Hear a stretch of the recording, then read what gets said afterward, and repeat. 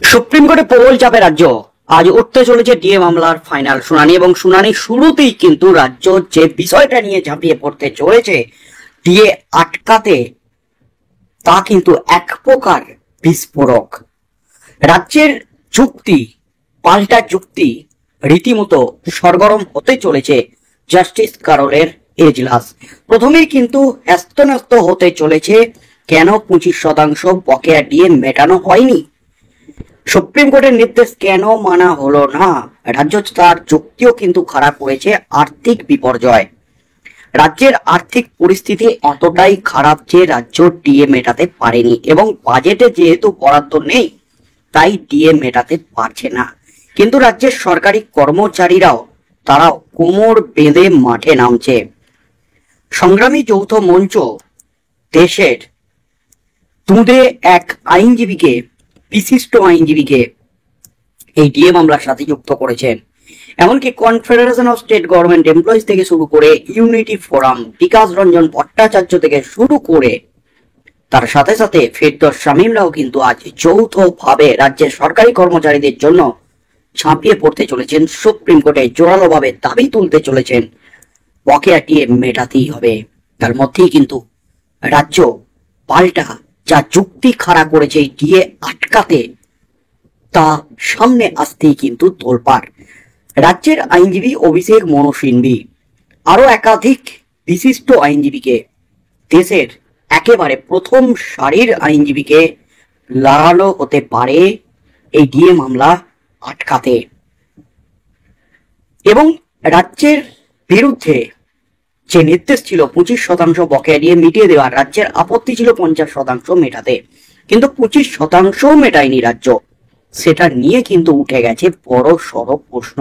আর আদালত অবমাননার মামলাটি কিন্তু প্রথম শুনতে চলেছেন সুপ্রিম কোর্টের দুই বিচারপতি, জাস্টিস কারোল এবং জাস্টিস মিশ্রের ডিভিশন বেঞ্চ। বিচারপতি পরিবর্তন হলেও ডিএ মামলার ক্ষেত্রে, শুনানির ক্ষেত্রে, ডিএ মামলার নিষ্পত্তির ক্ষেত্রে কোনো রকম প্রভাব পড়বে না। এবং সব থেকে গুরুত্বপূর্ণ হলো ডিএ মৌলিক অধিকার কি মৌলিক অধিকার নয়। রাজ্যের যে দাবি ডিএ মৌলিক অধিকার নয়, সেই দাবি কিন্তু আজ সরকারি কর্মচারীদের জন্য বড় কিন্তু নির্দেশ দিতে পারে সুপ্রিম কোর্ট। সুপ্রিম কোর্টের দুই বিচারপতি, জাস্টিস কারোলের ডিভিশন বেঞ্চ। ডিএ মৌলিক অধিকার হিসাবে প্রতিষ্ঠা পেয়ে গেলে রাজ্য সরকারের বিপদ কিন্তু বাড়তে চলেছে। শুধু এই রাজ্যের নয়, গোটা দেশের সরকারি কর্মচারীরা এর সুফল পেতে চলেছেন। কারণ এআইসিপিআই অনুযায়ী ডিএ তখন মেটাতেই হবে। পঞ্চম বেতন কমিশনের 42,000 কোটি টাকার সাথে সাথে ষষ্ঠ বেতন কমিশনের 37% বকেয়া ডিএ মেটাতে হবে রাজ্যকে, কড়ায় গন্ডায় মিটিয়ে দিতে হবে। তার মধ্যে আজ ডিএ মামলার জয় নিশ্চিত সরকারি কর্মীদের। পাল্টা যা যুক্তি সাজাচ্ছে রাজ্য, শুরুতেই যেভাবে রাজ্য সুপ্রিম কোর্টে ঝাঁপিয়ে পড়তে চলেছে, সামনে এলো একেবারে বিগ আপডেট। ডিএ মামলার শুনানি আজ। সরকারি কর্মীদের জয় নিশ্চিতভাবেই ভাবছেন ডিএ মামলায় কেন জয় নিশ্চিত সরকারি কর্মীদের, পাল্টা কি কি যুক্তি সাজাচ্ছে রাজ্য, এই প্রশ্ন এখন পশ্চিমবঙ্গে লক্ষ লক্ষ রাজ্য সরকারি কর্মচারীদের মনে ঘুরপাক খাচ্ছে। কারণ সুপ্রিম কোর্টে আজ বহুল আলোচিত, দীর্ঘ সময় ধরে প্রতীক্ষিত ডিএ মামলার শুনানি। একদিকে সরকারি কর্মীদের দাবি রাজ্যের হাতে টাকা নেই, এই চুক্তি আর ধোপে টিকবে না। অন্যদিকে রাজ্য সরকারের দাবি আর্থিক সংকট এতটাই গভীর যে ডিএ মেটানো সম্ভব নয়। কিন্তু প্রশ্ন উঠেছে পুজোর অনুদান 477 কোটি আর প্রকল্পে 8,000 কোটি, তখন ডিএ দিতে সমস্যা কেন? সরকার সম্প্রতি আমাদের পাড়া আমাদের সমাধান প্রকল্পে 8,000 কোটি বরাদ্দ করেছে। পাশাপাশি দুর্গাপুজোর অনুদানে প্রতিটি ক্লাবকে 1,10,000 টাকা দেওয়ার সিদ্ধান্ত নিয়েছে, যার ফলে মোট ব্যয় দাঁড়িয়েছে 477 কোটি টাকা। এই দুই খরচ সুপ্রিম কোর্টে তুলে ধরতে চলেছে রাজ্য সরকারি কর্মীদের সংগঠন কনফেডারেশন। তাদের বক্তব্য যে সরকার এত টাকা ব্যয় করতে পারে, সেই সরকার আবার ডিএ মেটাতে বাজেটের টানাটানি চুক্তি দিতে পারে, এটা তো হতে পারে না। এই টাকাগুলো আসছে কোথা থেকে? প্রশ্ন কিন্তু এটা তুলতে চলেছেন কনফেডারেশন অফ স্টেট গভর্নমেন্ট এমপ্লয়িজের তরফ থেকে আইনজীবী ফেরদৌস শামীম, বিকাশ রঞ্জনরা। গত 16 মে সুপ্রিম কোর্ট রাজ্যকে নির্দেশ দেয় 6 সপ্তাহের মধ্যে বকেয়ার 25% মেটাতে হবে। কিন্তু 27শে জুন সেই মেয়াদ শেষের দিন রাজ্য আদালতে আবেদন জানায় আরো 6 মাস সময় দরকার। সঙ্গে যুক্তি দেওয়া হয় রাজ্যের বাজেটে এই অর্থ বরাদ্দ নেই, এই অর্থ মেটাতে গেলে ঋণ নিতে হবে, আর তার জন্য কেন্দ্রের অনুমতি প্রয়োজন। রাজ্য আরো জানায় কেন্দ্র ও রাজ্যের আর্থিক কাঠামো আলাদা, তাই কেন্দ্রীয় হারে ডিএ দেওয়া বাধ্যতামূলক নয়। রাজ্যের যে যুক্তি, পাল্টা যে যুক্তি, রাজ্য বলছে তারা রোপা 2009 নামক যে নিয়ম, যে নিয়মে এই পঞ্চম বেতন কমিশনের যে ডিএর দাবি করছে, রাজ্য রোপা 2019 যে নিয়ম করেছে সেখানে ডিএ বাড়ানো বা কমানোর সিদ্ধান্ত রাজ্যের নিজের হাতে আছে রোপা 2019 অনুযায়ী।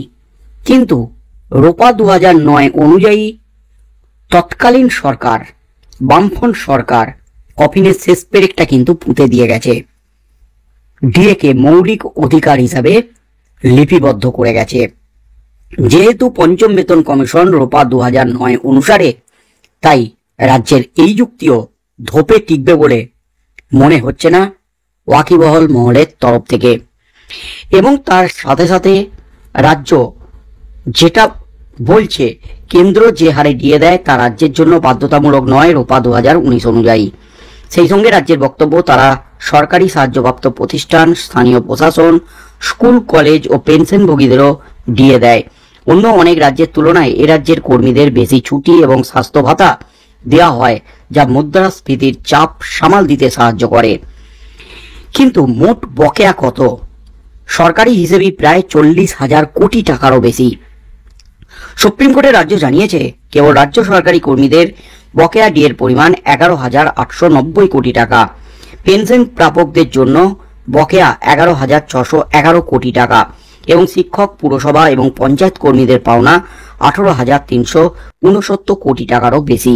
সব মিলিয়ে রাজ্যের উপর চাপ 40,000 কোটি টাকার বেশি। এই বিপুল অঙ্কই রাজ্য সরকারের প্রধান রক্ষণাত্মক যুক্তি। ডিএ মামলায় জয় অনিবার্য সরকারি কর্মীদের এই ধারণার পিছনেও একাধিক যুক্তি রয়েছে। রাজ্য সরকারও কিন্তু জানে ডিএ মামলায় জয় অনিবার্য সরকারি কর্মীদের, তাই এই সমস্ত যুক্তি দিয়ে কিন্তু জোরালো ভাবে ঝাঁপিয়ে পড়ছে রাজ্য।